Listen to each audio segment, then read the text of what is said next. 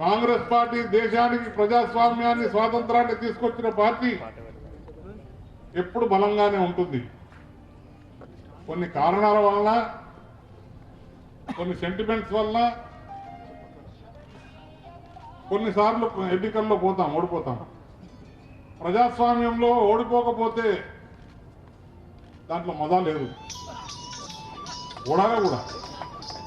ఓడాలా గెలవాలా.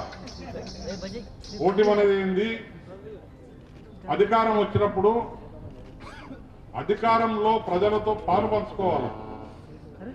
ఏ నాయకుడైనా కార్యకర్తలు ప్రజలతో పాలు పంచుకున్న నాయకుడు పెద్ద నాయకుడు అవుతాడు.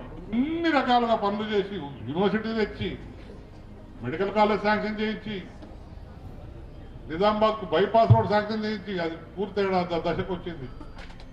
అన్ని నియోజకవర్గాలు అన్ని రకాల పనిచేసినప్పటికి కూడా ప్రజలు మమ్మల్ని ఓడించారు. ఓటమిని ఎంతో ధైర్యంగా స్వీకరించారు. ఈరోజు అంటా ఉన్నారు, నేను అది చేస్తాను ఇది చేస్తాను.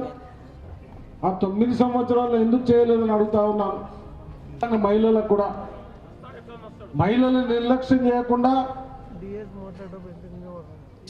సమానత్వం, మనం అందరం ఒకటే, పాపులేషన్ కూడా అదే విధంగా ఉంది కాబట్టి మహిళలు కూడా అన్ని ఎక్కడో మన ఇండియాలో, భారతదేశంలో కానీ వేరే ఇతర దేశాల్లో కానీ మహిళలు కూడా చాలా మంది పాలిస్తూ ఉన్నారు. అటువంటి వాళ్ళని మరి తోడుగా తీసుకొని వాళ్ళని కూడా ప్రోత్సహించే రోజు.